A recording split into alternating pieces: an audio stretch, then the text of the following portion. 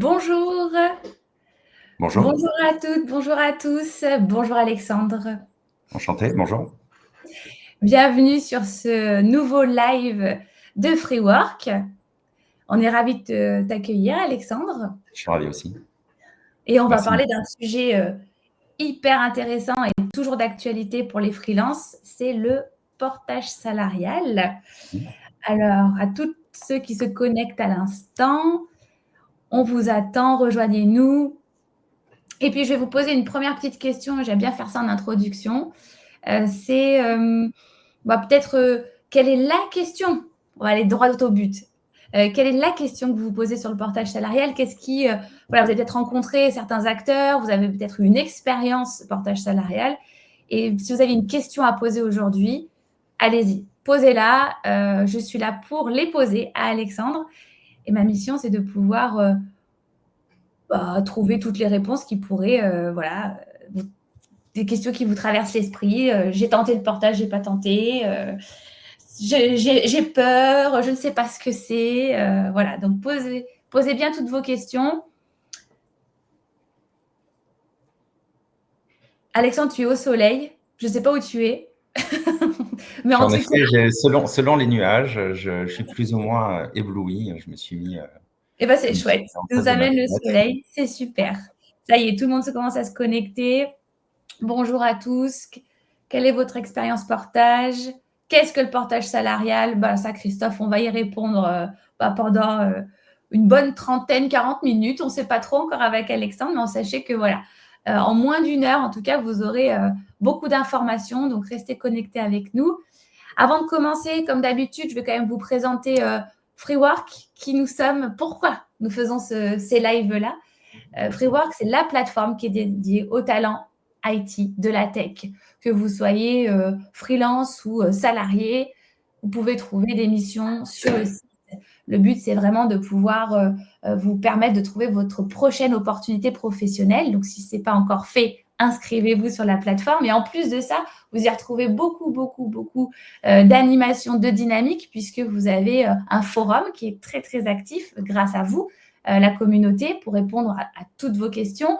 Et puis, vous avez aussi un blog et des ressources qui vous permettent de vous positionner et d'avancer en termes de profession, de freelancing. Donc, voilà, c'est pour ça aujourd'hui que nous avons décidé d'organiser des lives pour répondre justement à toutes ces questions grâce à la présence d'un expert qui aujourd'hui est représenté par Alexandre. Alexandre, est-ce que tu veux bien te présenter également? Oui, bonjour bonjour à tous. Donc, je suis Alexandre Yatrides. Je suis le fondateur de Freedom Portage. Enfin, fondateur dans l'Hexagone, puisque mon père a fondé dans les DomTom en 2015 la partie DomTom de l'entreprise, et je l'ai rejoint il y a 5 ou 6 ans, et donc on a donné une autre dimension à Freedom, puisqu'on a maintenant une présence dans les DomTom, mais également évidemment sur l'ensemble du territoire. J'avais une vie professionnelle qui moi-même m'a confronté à un moment donné à la question de savoir est-ce que j'ai encore envie de vivre la vie de The Office pendant le reste de ma vie professionnelle. Puis je voyais au travers de mon parcours de plus en plus de gens devenir indépendants. J'ai découvert le portage salarial et j'y ai vu aussi, selon moi, une forme d'avenir pour aider justement de plus en plus de gens à devenir freelance. Je pense que la France a fait beaucoup de progrès, mais encore un tout petit peu en retard par rapport à certains pays là-dedans.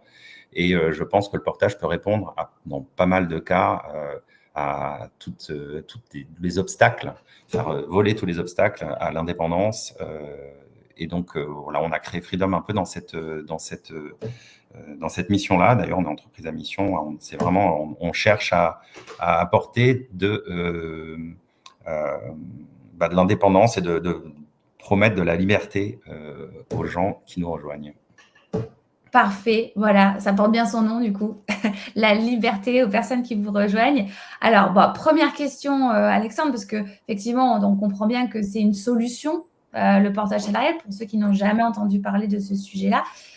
Mais qu'est-ce que c'est concrètement? Est-ce que tu peux nous expliquer comment ça marche? Qu'est-ce que c'est le portage? Déjà, qu'est-ce que Alors, c'est? simplement. Alors, le portage, c'est un statut hybride. Ça permet de combiner l'autonomie d'un indépendant avec la sécurité d'un salarié. Ça repose sur une relation tripartite, avec d'un côté le porté, le freelance, la société de portage et l'entreprise cliente. Donc, ça permet de se concentrer pour le porter sur son activité. C'est le freelance qui va apporter sa mission, qui va signer sa mission. Freedom va signer un contrat avec l'entreprise cliente. C'est Freedom qui va facturer l'entreprise, qui va gérer aussi du coup le recouvrement, tout l'administratif qui va autour. Et une fois que la mission est réalisée, eh bien, du coup, on transforme ce chiffre d'affaires en salaire. Et donc, vous avez une fiche de paye avec le chiffre que vous avez réalisé avec votre client. Donc, de ce point de vue-là, l'objet, c'est d'allier le fait d'être indépendant avec le fait de ne pas devenir, d'un point de vue légal, responsable d'une entreprise. D'accord. Donc, si je comprends bien, moi, en tant que freelance, mes missions, c'est quoi? C'est de trouver des clients et de faire mes missions. En gros, c'est ça, si je comprends bien. Et de l'autre côté, le rôle de la boîte de portage, c'est de gérer la partie administrative de mon activité. Exactement. Alors, dans un certain nombre de cas, et même assez fréquemment, ça peut aussi arriver à la société de portage d'aider le freelance à trouver des missions, soit justement en essayant de promouvoir l'activité portée, essayer d'avoir aussi des partenariats avec des entreprises comme Freework, mais aussi avoir par son réseau et par les autres portés des missions qui peuvent être apportées aux portés. Maintenant, c'est quand même à lui, logiquement, d'aller trouver sa mission, comme tout freelance. La Nous, négocier aussi. la négocier, exactement, négocier son tarif, choisir son tarif, le négocier. On peut aussi apporter un certain accompagnement là-dedans parce que du coup, on a des statistiques. Hein. Si vous avez un poste et qu'on a déjà 5 ou 6 personnes qui ont ce poste-là, on peut peut-être vous dire le TGM que tu proposes est un peu bas ou peut-être un peu haut. Donc, il y a un accompagnement là-dessus, mais ça reste complètement au loisir du freelance. Il y a des freelances qui viennent et qui savent exactement quelle est leur valeur, à combien ils arrivent à signer. Nous, dans ce cas-là, on prend simplement la mission, on contacte l'entreprise, on signe un contrat avec l'entreprise et on gère toute la partie administrative. On gère aussi toute la partie recouvrement. Il faut savoir qu'en France, malheureusement, il y a à peu près 50% des factures qui sont payées en retard, avec en moyenne une dizaine de jours de retard. Ça, c'est nous qui gérons cette partie-là. Et dans la plupart des cas, la plupart du temps, en fait, on n'attend pas d'être payé par le client pour générer le salaire. C'est un autre avantage aussi, c'est qu'il y a cette tranquillité d'esprit autour du paiement par le client de sa prestation. Et ça, faut le vivre pour le croire. Mais en tout cas, c'est une réalité. C'est que voilà, on subit pas les délais de paiement de son client quand on passe par le portage. C'est ça. Hein. Et donc, c'est vrai que ça peut permettre une certaine sérénité par rapport à ce que vous faites en termes de mission. J'ai une question de Christophe qui dit, en fait, finalement, c'est un peu comme un comptable. Est-ce qu'on peut se comparer à un comptable? Alors, il y a une partie de nos services qui est un service purement administratif. Le comptable peut prendre, dans certains cas aussi, la casquette de faire le recouvrement. Dans ces cas-là, ça va peut-être être un peu cher. Ils prennent souvent 10% de la facture pour pouvoir aller recouvrer les créances. Mais ça va beaucoup plus loin. Ça va beaucoup plus loin, notamment sur l'aspect prévoyance. On a une ERC, donc on a une assurance responsabilité civile. Si vous deviez la prendre en micro-entrepreneur, ça coûte quelques centaines d'euros par mois, un petit peu moins peut-être. Ça dépend des activités. Il y a la couverture sociale qui est non seulement la prévoyance, le chômage, la retraite, qui est la retraite au régime général, et puis tout un tas de dispositifs qui ont été mis au fur et à mesure du temps à disposition des salariés qui ne sont pas ouverts aux micro-entrepreneurs ou aux entrepreneurs, qui vont du PEE, PERCO, jusqu'au ticket restaurant, au chèque culture, au chèque CESU. Donc tout un tas de dispositifs qui sont habituellement réservés aux salariés, qui dans ce cas-là sont pris en charge par nous, qui sont amenés par l'entreprise de portage. Donc oui, si on entend bien, et et c'est assez exhaustif dans toutes les solutions qui existent. Mais c'est vrai que quand on est solo, on va voir tout de suite la comparaison. Hein. Je vais te poser vraiment cette question parce que c'est toujours la grande question par rapport aux auto-entrepreneurs, par exemple. Mais quand on sort d'un grand groupe et qu'on a vécu des années avec des avantages et qu'on se lance, c'est bien aussi de retrouver les fameux tickets resto, etc. Mais je me permets peut-être de dire aussi que ça dépend quand même de votre chiffre d'affaires, du chiffre d'affaires qui est généré, tout ça. Bien sûr, bien sûr. C'est Évidemment. vrai que si vous avez un chiffre d'affaires qui ne couvre pas, par exemple, un PEE, on va pas vraiment pouvoir le mettre en place. Dans la plupart des cas, on parvient malgré tout à optimiser au travers de ces dispositifs. Quand je dis optimiser, on y reviendra un peu plus tard dans les comparaisons et dans la question, la fameuse question, est-ce que le portage salarial est cher? Ça fait partie du Ne réponds pas tout de suite. Ne réponds pas tout de suite parce que là, ils vont se poser plein de questions. On va y aller progressivement. Donc là, on a bien compris. On a la couverture du salariat parce qu'on a encore la question qui revient. Mais voilà, oui, c'est un statut de salarié qui est délivré par la boîte de portage salarial. Vous êtes salarié de la boîte de portage salarial. Exactement. Comme un Soit en salarié. CDD, soit en CDI, c'est un choix. Vous pouvez, D'accord. il y a certains freelances qui savent que leur mission va durer 1 an. Ils ont déjà négocié leur contrat. À ce moment-là, on peut partir sur un CDD. Sinon, on peut partir sur un CDI. Ok.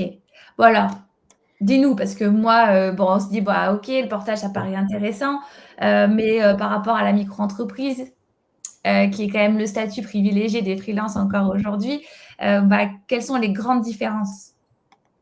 Alors, les grandes différences, déjà, je suis pas forcément là pour aller critiquer de trop le statut du micro-entreprise, Non, qui est quand les même différences, oui. un très bon statut qui a permis à énormément de gens de se lancer. La grande différence, la première, c'est tout ce qui est administratif, tout ce qui est facturation, contrat, charges sociales, suivi des paiements. C'est quelque chose qui est pris en charge. Il faut quand même savoir qu'il y a une majorité de micro-entrepreneurs qui, parce qu'ils n'ont pas répondu à temps à l'URSSAF, au RSI à l'époque ou à CECI maintenant, ne sont pas en mesure d'avoir une attestation de vigilance qui est le papier qui vous montre que vous êtes en règle. Et c'est vrai que ça peut poser un certain nombre de problèmes. Ça ne veut pas dire que vous n'avez pas payé vos cotisations. Ça veut dire simplement qu'à un moment donné, il y a une question qui a été posée, qui n'est pas encore clôturée. Il y a tout ce qui est garantie financière et notamment, nous, on a plus différents outils pour justement se prémunir contre le risque des impayés. On a des suivis, notamment de la solidité financière de vos clients et puis des assurances crédits qui permettent justement de sécuriser cette partie-là. L'autre point, c'est que 70% des freelances en France sont micro-entrepreneurs. Ça pose aussi quand même la question des plafonds. Il y a 2 niveaux de plafond au niveau de la micro-entreprise. Et c'est vrai qu'après le premier plafond, qui est autour de 33 000, on doit percevoir la TVA, ce qui peut apporter une complexité supplémentaire en termes justement de quel TJM on prend. Et puis, il y a la limite de chiffre d'affaires de 77 700 en 2025, on a 77 500. Il n'y a pas de limite en portage salarial. Donc, c'est vrai que souvent, quand on arrive aux alentours de 50 000 60 000 euros de chiffre d'affaires, on commence à se poser la question, est-ce que je dois ouvrir une nouvelle structure? Comment est-ce que je fais? Dans le cas du portage, on n'a pas ces questions-là. Et par ailleurs, le portage peut être aussi un outil de complément qui permettrait justement de ne pas dépasser ces plafonds. Alors là, c'est la question qui a été posée effectivement dans le chat, c'est la partie cumul. Est-ce que je peux être en micro-entreprise, en portage salarial, en CDI dans une autre structure, en CDD? Enfin voilà, comment ça se passe? Comment je peux agencer le portage salarial là-dedans? Alors, on peut tout à fait avoir cumulé les 2 statuts. Le seul point, c'est de bien regarder vis-à-vis de son client qu'on n'a pas, par exemple, une clause d'exclusivité ou quoi, mais la plupart du temps, c'est pas un sujet. On peut tout à fait avoir sa micro-entreprise. On a beaucoup de freelances portés chez nous qui ont leur micro-entreprise. Certains ont même leur SASU. et qui dédient une partie de leur chiffre d'affaires au portage salarial. On peut tout à fait d'ailleurs nous gérer en interne de telle sorte à ce que l'entreprise cliente n'ait qu'une seule structure facturante et faire le dispatch par la suite. Mais c'est vrai que si vous avez une activité, par exemple, une activité en micro-entreprise et que vous voudriez ajouter d'autres activités comme par exemple l'activité de formateur, eh bien, vous pouvez tout à fait avoir les deux statuts qui se cumulent. Et à ce moment-là, un petit peu aussi tester, savoir qu'est-ce qui vous correspond le mieux. Ça demande un peu d'organisation aussi, j'imagine. Ça demande de l'organisation, sauf si en fait c'est nous qui le faisons. Si c'est nous qui, si on s'arrange au départ en disant, ben voilà, je vais facturer X au total, j'aimerais qu'il y ait cette activité qui soit vers la micro-entreprise, cette activité qui soit en portage, on peut tout à fait nous s'occuper de cette complexité-là. D'accord, cette complexité. Ça revient aussi à la question par rapport aux différents statuts qui existent. Est-ce que, je ne sais pas si tu pourras nous apporter une réponse concrète par rapport à ça, parce qu'on ne connaît pas trop les contrats en ESN, mais quelle est la différence quand je suis free en ESN, en contrat de travail avec l'ESN et que je suis détachée dans une entreprise, avec le portage salarial, si je suis moi en portage salarial? Bon, je dirais globalement, on peut trouver des différences. Hein. Globalement, il y en a très peu. Il y a très peu de différences pour l'intervenant. Je dirais qu'au niveau de l'entreprise, c'est peut-être encore pas suffisamment perçu, mais c'est lié au fait que le portage est encore assez récent.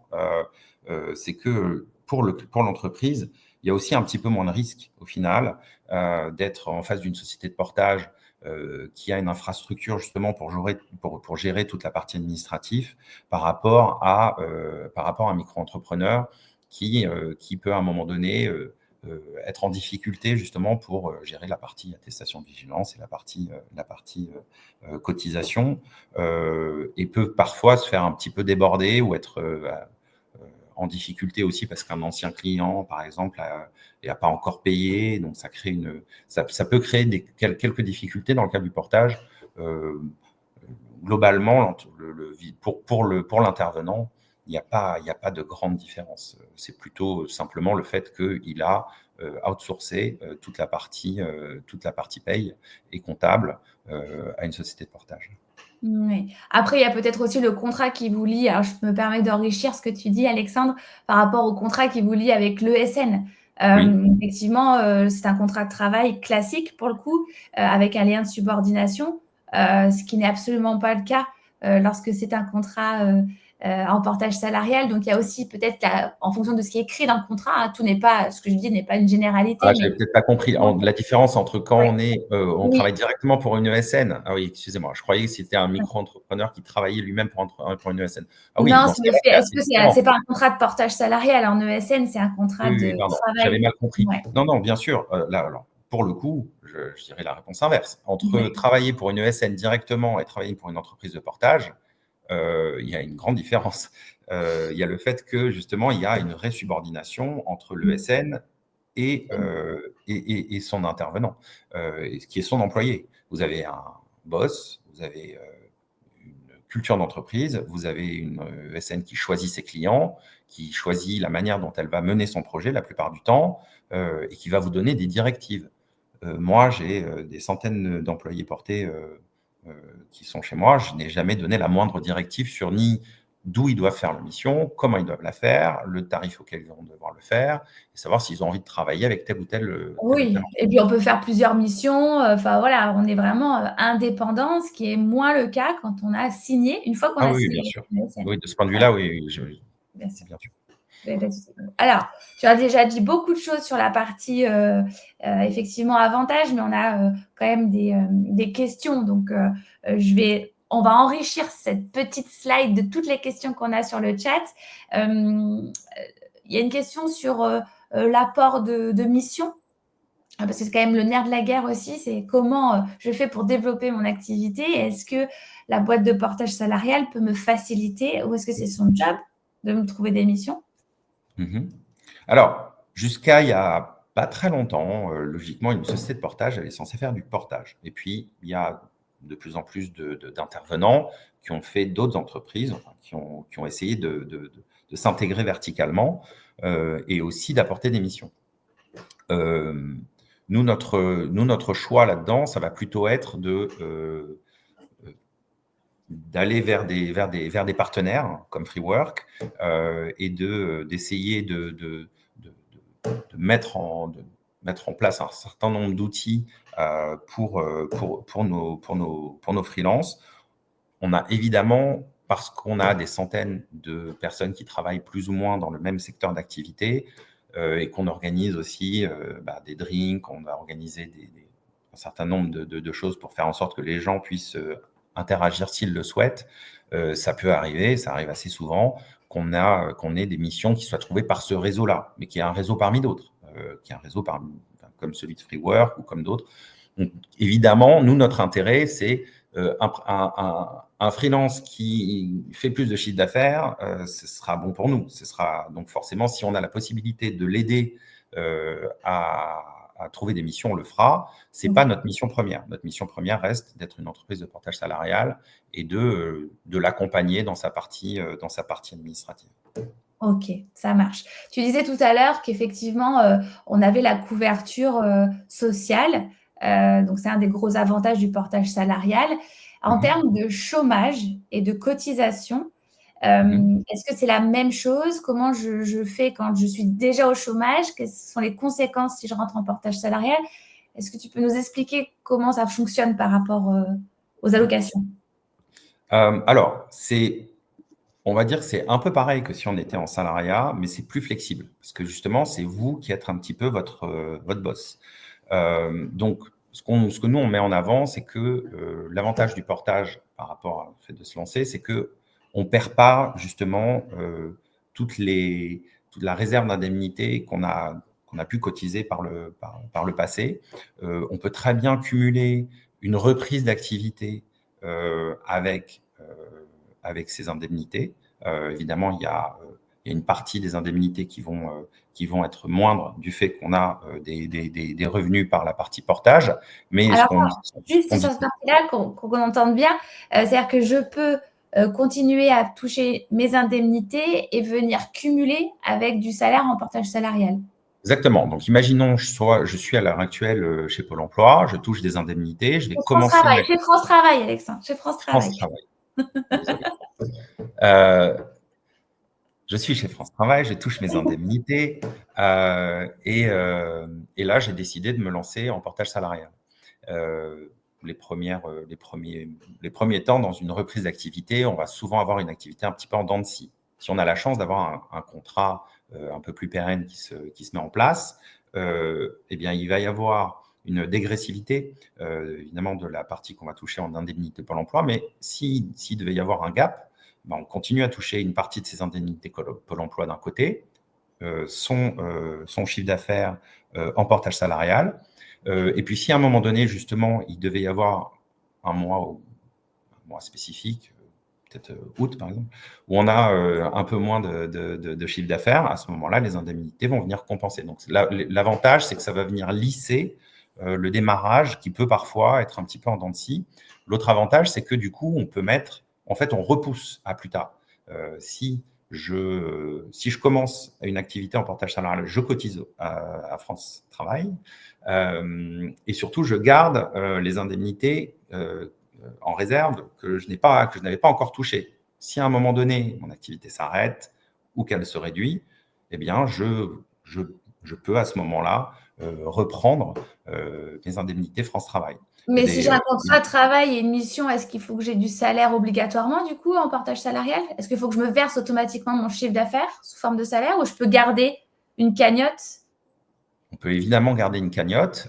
Quand vous touchez, quand vous facturez auprès de votre client, ce chiffre d'affaires est collecté par l'entreprise de portage et il arrive dans le compte de consultant.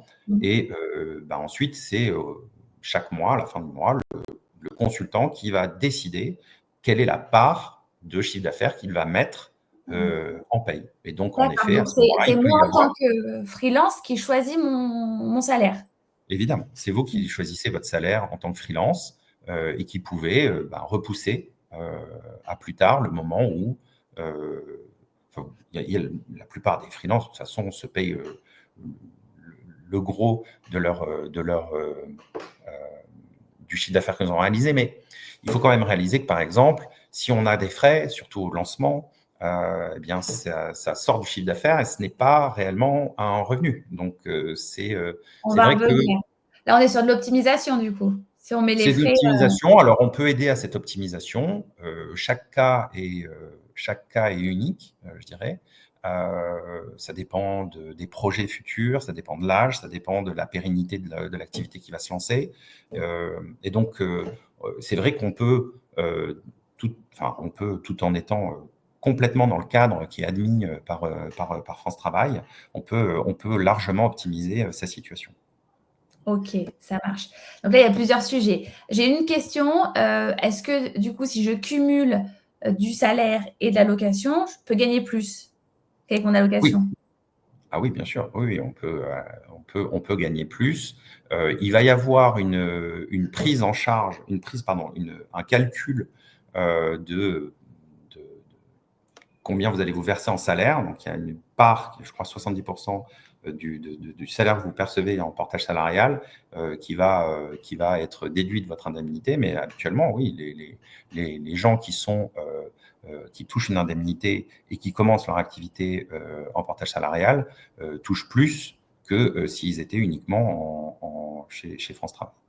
D'accord, ok. Petite question, du coup, sur les frais. C'est une grosse différence avec l'auto-entreprise. Est-ce que je peux passer des frais? Est-ce que je peux payer mes déj? Est-ce que je peux passer mon ordinateur? Enfin, tout ce que je vais investir.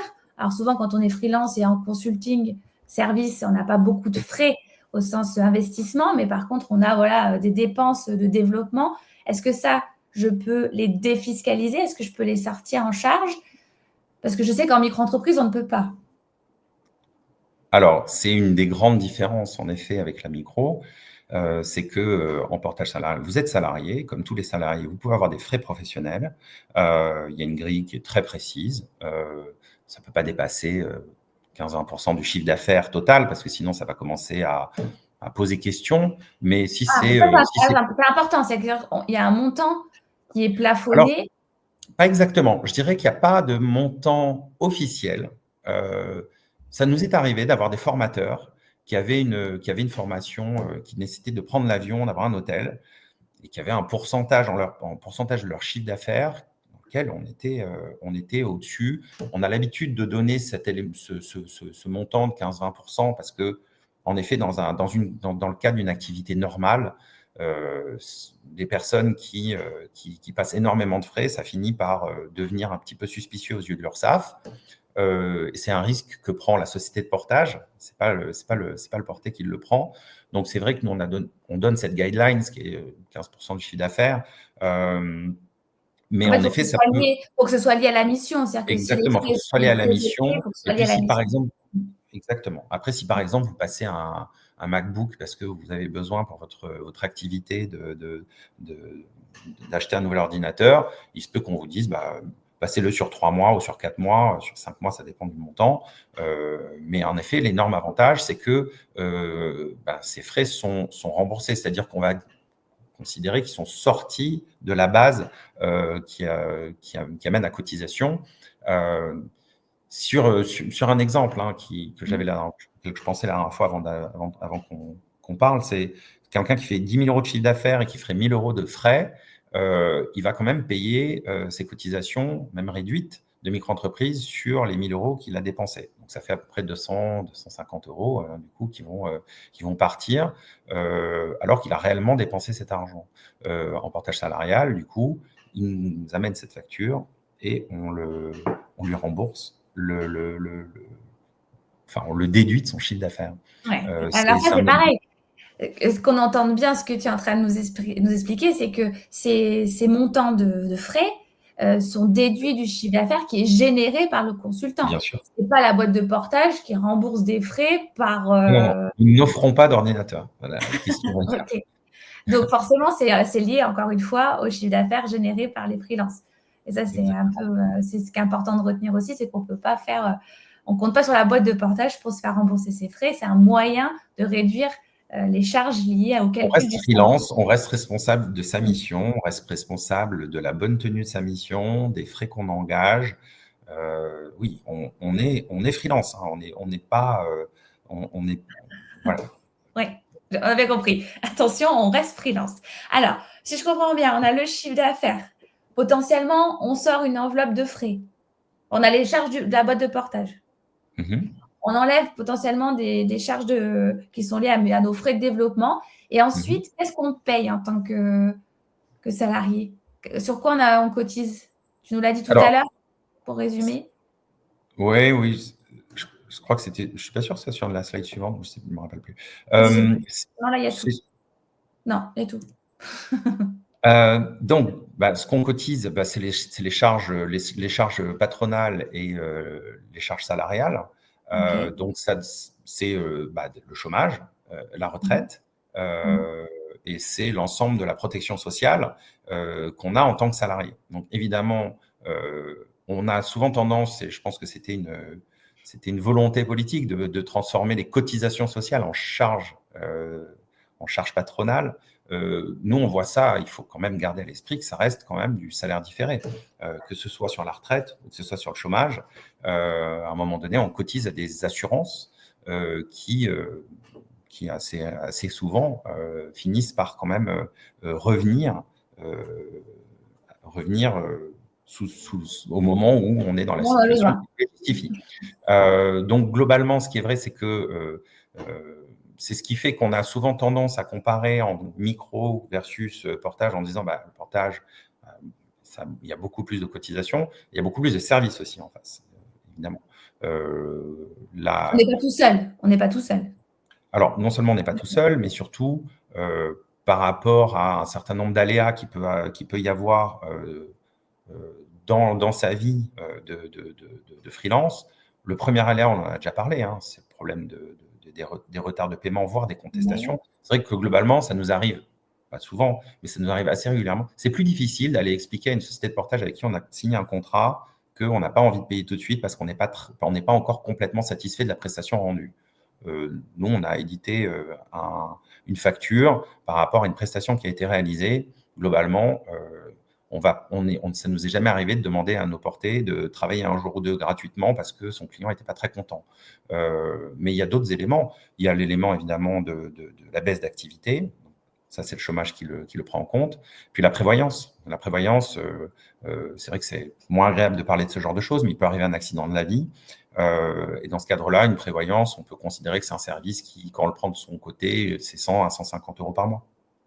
Donc, il y a évidemment la prévoyance, la responsabilité civile, le fait qu'on elle est mutualisée, puisqu'on a des centaines de portées, elle coûte certainement moins cher, mais elle est déjà incluse, en fait, on va dire, D'accord. dans nos Dans les cotisations. cotisations, ouais. Mm. Enfin, dans nos frais, hein, pas dans les cotisations, on ne la fait pas passer dans les cotisations, c'est dans nos frais de gestion. Dans les frais de gestion. Euh, OK. Euh, et donc, en fait, c'est plus l'ensemble des services annexes auxquels on ne pense pas forcément, qui sont inclus dans le cadre d'une prestation en portage salarial. Je dirais que j'espère que la plupart des micro-entrepreneurs qui se lancent prennent de leur côté une ERC, prennent de leur côté un suivi comptable et prévoyance. Si c'est le cas, à la fin, globalement, bon, je pense que ça finira par leur coûter possiblement plus cher. Et donc, la grosse différence, elle vient justement dans le fait que, en cas de portage, c'est tout inclus dès le départ. Et alors, ça peut être aussi une question qu'on se pose, c'est que en termes de relation avec l'entreprise, parce qu'on inclut un partenaire, un tiers qui va venir dans la relation, est-ce que ça ne peut pas voilà, nous porter préjudice ou est-ce que c'est compliqué lorsque, alors, tu nous as déjà dit qu'une entreprise face à une boîte de portage salarial, un client a une réaction plutôt normale, mais voilà, est-ce que c'est aussi un avantage? Est-ce qu'on peut mettre en avant sa boîte de portage auprès de son client? Oui, en fait, je dirais que la relation entre le client et le porté, l'entreprise de portage n'interfère pas. On n'est pas là ni pour être vraiment, ni pour prendre parti réellement. On est là parfois pour aller comprendre pourquoi il y a un point de friction. C'est très rare, mais ça peut nous arriver d'être, de ce point de vue-là, médiateur, tiers de confiance. Ce qui est vrai, c'est que pour l'entreprise cliente, ce qui est rassurant, c'est de savoir que son intervenant est à jour, globalement, n'est pas en situation lui-même financière compliquée ou n'est pas est à jour de cotisation et à son attestation de vigilance et à une ERC et à une prévoyance. Ouais, donc ça vient rassurer, surtout sur des entreprises qui ont qui sont plutôt structurées, qui sont beaucoup en demande de ce type d'éléments pour pouvoir voir s'ils sont eux dans les clous. Donc ça vient rassurer, ça vient remplir aussi les cases des différentes entreprises, si j'entends bien. Exactement. Ok, ça marche, ça marche. Alors, on a beaucoup parlé de cotisation, de charges, de frais de gestion. On a mis tous ces mots. Mais moi, j'ai une question toute simple, c'est combien ça coûte le portage salarial? On entend que ça coûte cher, on entend que ça vaut le coup, on entend que voilà. Donc, est-ce que tu peux nous donner une idée de combien ça coûte et surtout combien peut-être je gagne, peut-être faire aussi l'exercice dans le sens inverse, et combien je peux toucher en comparaison avec d'autres statuts. Enfin voilà, c'est toi qui vois comment tu peux nous. Bien sûr. Ah pardon, c'est pas la bonne question. C'est la question. Alors, je pense qu'il y a cette légende-là, elle vient pas de nulle part, hein. C'est un statut qui s'est créé en 2015 à peu près et qui avait énormément d'avantages. Et au départ, je pense qu'il y a certainement eu certaines entreprises, dont certaines ont disparu d'ailleurs, qui sont allées un petit peu fort justement sur les frais, mais aussi sur un certain nombre de frais cachés qu'elles ont pu. Il y a eu du coup, je pense, une vraie remise en question de l'industrie. Et nous, on s'est créé dans une période où on avait d'ores et déjà la volonté l'exigence d'une transparence vis-à-vis de ça.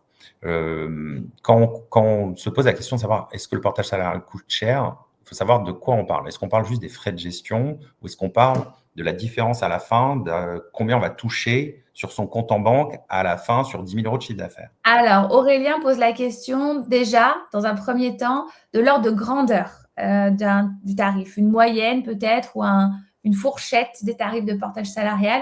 Est-ce que tu peux nous donner ça déjà? Combien ça coûte? Les frais de gestion? Les frais de gestion, habituellement, dans le portage salarial, sont entre 5 et 8% du chiffre d'affaires. Et donc, dans les 5 à 8%, il y a tous les éléments dont on a déjà parlé, c'est-à-dire la partie recouvrement, la partie gestion administrative, obtention d'une fiche de paye, qui peut être aussi un intérêt si on veut faire un crédit ou si on veut louer un appartement. Il y a l'accès à un certain nombre de services. Je parle du fait d'accéder à une mutuelle à un tarif avantageux, le fait de mettre en place tous les services de tickets restaurant, de CESU, de PERCO, dont PE, dont on a parlé. Donc ça, c'est la partie vraiment portage salarial. L'entreprise de portage, elle prend 5% à 8% si on est sur une offre premium avec plus d'accompagnement, avec justement l'accès au fait qu'on est certifié Calliope ou des choses comme ça. Donc ça, c'est la partie portage. Et après, nous, notre objectif, au final, c'est de faire en sorte, par nos actions, de rembourser, d'amener une valeur qui soit supérieure à ces 5% qui sont nécessaires à notre fonctionnement par ce qu'on appelle l'optimisation. Mais l'optimisation, c'est un terme un petit peu généraliste qui peut couvrir énormément de sujets. On parlait tout à l'heure de l'optimisation dans la situation de la reprise d'activité dans le cadre du Pôle emploi. On peut parler d'optimisation dans le cadre de l'organisation de l'épargne. On peut parler d'optimisation dans le cas de justement des tickets resto ou des choses comme ça. Ou alors faire en sorte, par exemple, que on minimise les charges sociales en ne dépassant pas certains plafonds en termes de salaire. Ça, c'est une expertise qui est naturelle chez nous et qui n'est pas forcément naturelle à un béotien qui commence son activité. D'accord, ok. Et en termes de restitution, justement, en termes de restitution, c'est un point qu'on met beaucoup en avant. Alors, il faut savoir, la restitution moyenne chez Freedom est assez élevée, sans vouloir faire d'autopromotion, on est en moyenne à 54-55% en moyenne sur l'ensemble de nos portées, sachant que évidemment, si on devait avoir un très gros revenu, ça devient plus difficile d'aller optimiser, d'aller avoir une restitution extrêmement grande. On a assez régulièrement des gens, parce qu'ils ont joué le jeu avec nous et parce qu'on s'est penché sur leurs questions, qui dépassent les 60% de restitution, en incluant tous les frais dont je vous ai parlé. Après nos frais, après qu'on prend l'ensemble. Et en mettant en place tous les dispositifs d'optimisation au sens large que peut proposer une boîte de portage. Donc, en termes de restitution, il y a aussi, j'entends qu'il faut voir que derrière, on a passé des frais, on a mis en place peut-être un PE, il y a différents outils qui ont été mis en place. Après, il faut que ça corresponde aux besoins et à la vie de chacun. Par exemple, les chèques CESU, c'est super, mais si on n'a pas si on fait pas d'appel de service à la personne, ça n'a pas d'intérêt pour vous. Et puis attention, je crois que quand on a des frais, du coup, on cotise moins. Alors, certaines personnes, certains freelances sont par exemple proches de la retraite et eux, leur intérêt, c'est de cotiser le plus possible. C'est pour ça que c'est vraiment, il y a certaines personnes qui souhaitent, oui, pour maximiser leur retraite. Je pense qu'il y a certaines personnes qui aujourd'hui se disent qu'ils gagneraient beaucoup plus en étant freelance, mais qui se disent qu'ils n'ont pas envie de perdre des années de cotisation à la retraite alors qu'ils sont à quelques années de la fin de leur carrière. Alors, ça répond à la question suivante, Alexandre. Est-ce qu'il y a des profils, des activités qui sont plus adaptées au portage salarial, ou est-ce que tout le monde peut le faire? Alors, tout le monde ne peut pas le faire. Les activités réglementées ne peuvent pas le faire. Si vous êtes avocat, si vous êtes… il y a certains métiers qui sont exclus. Si vous êtes dans une profession non réglementée de services intellectuels, on va dire, oui, vous pouvez, vous êtes ouvert au portage salarial. Mais si je n'ai pas d'expérience professionnelle, je peux faire du portage salarial? Si vous êtes plus que Bac+2, oui. Si vous êtes plus que Bac+2. En fait, pour un des éléments, c'est il faut être Bac+2 ou avoir 3 ans d'expérience professionnelle. Si vous remplissez un des deux. Mais les profils, c'est les consultants indépendants, les formateurs, les développeurs. Énormément de gens dans l'informatique, c'est plus de la moitié des gens en portage sont dans l'informatique en général. Chef de projet, expert en marketing, manager de transition, ou alors des professionnels en reconversion, des jeunes retraités aussi, ou alors des gens… Pardon ? Pour continuer ? Je dis oui, pour continuer. Oui, bien sûr. Pour continuer, ils ont encore… ils ont pris leur retraite, mais ils ont une bonne relation avec certains de leurs anciens clients. Ils ont envie de faire une petite mission, ou alors pas petite d'ailleurs forcément, mais ils ont envie de continuer. Et à ce moment-là, ils peuvent passer en portage salarial. Les secteurs d'activité, c'est principalement, oui, le conseil, l'IT. La formation, c'est vrai que il est de plus en plus difficile de répondre à l'ensemble des exigences pour être Calliope. Nous sommes nous-mêmes Calliope, et donc quelqu'un qui serait dans l'informatique et qui, de temps en temps, voudrait donner des formations en plus de son activité informatique, peut de fait bénéficier d'une charge administrative moindre. Et on est organisme de formation également. Le marketing, la communication, c'est principalement ces métiers-là, surtout la prestation intellectuelle, le conseil, la formation. Donc, à mon avis, c'est toutes les personnes qui nous écoutent aujourd'hui. En tout cas, c'est ceux de la communauté Freework. Donc, c'est pour ça que c'est un sujet très important et très intéressant. Petite question pour finir, Alexandre, parce que quand on évolue dans l'univers des freelances, on a sûrement des expériences, tu as vu des choses sur les lancements d'activités ou en tout cas sur la vie des freelances. Si tu avais un conseil à donner aux freelances qui nous écoutent, en lien évidemment avec ton sujet, enfin c'est comme tu veux, hein, tu peux donner un conseil si tu veux, mais quel serait ce conseil ? Je pense que le conseil, c'est de ne pas opposer deux mondes, celui d'un côté des gens qui sont en CDI et qui seraient des ouvriers des temps modernes, et de l'autre côté, le freelance qui serait un entrepreneur qui avance sans aucune prise en compte des risques possibles liés à son activité. C'est vrai qu'on a il y a 78% des micro-entreprises qui existent aujourd'hui qui n'existeront plus dans 5 ans. Il y a 10 à 15% des micro-entrepreneurs qui ont été redressés par l'URSSAF. Et ce n'est pas forcément des gens qui étaient malhonnêtes. Je pense que se lancer, c'est avant tout vendre une compétence. Et sur les 3 millions de personnes qui ont décidé d'être freelance, il n'y a pas forcément 3 millions de personnes dont la compétence première était la gestion d'une entreprise. Et qu'en fait, il faut se poser les bonnes questions. Est-ce qu'on a envie d'être entrepreneur? Est-ce qu'on a envie d'être chef d'entreprise? Et dans ce cas-là, à ce moment-là, c'est très bien d'avoir un statut de SASU ou un statut de micro-entreprise. Ou est-ce qu'on a juste envie de faire son activité, mais de façon plus indépendante? Et si c'est le cas, si on a des projets spécifiques, moi je pense comme par exemple quelqu'un qui aurait un projet d'acquisition immobilière dans les 5 prochaines années, un projet d'avoir un enfant, un projet de faire une formation, eh bien, dans ces cas-là, c'est vrai que d'avoir un certain nombre de filets de sécurité, de pouvoir avoir accès aux indemnités journalières en cas de grossesse ou en cas d'accident, avoir le chômage, avoir l'accès à des formations. Bon, tous ces éléments-là, ça a une valeur.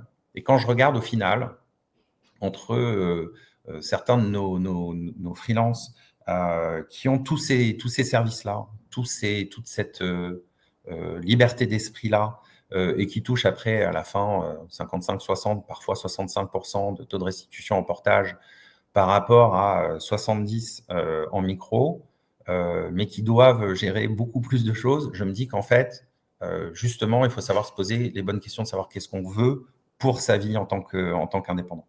Ok, super. Merci beaucoup pour ce conseil. Je pense que c'est juste effectivement de pouvoir se dire qu'est-ce qui correspond à mon besoin. Et c'est pour ça que la question de ce live, c'était est-ce que c'est fait pour moi?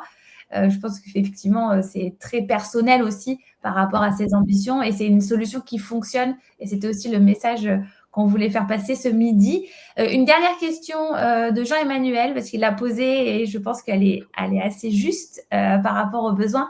Je suis en CDI, je travaille avec une entreprise. Comment je peux faire en sorte de passer en portage salarial? Quels sont les avantages pour l'entreprise si je suis en portage et plus en CDI, même si c'est la même entreprise?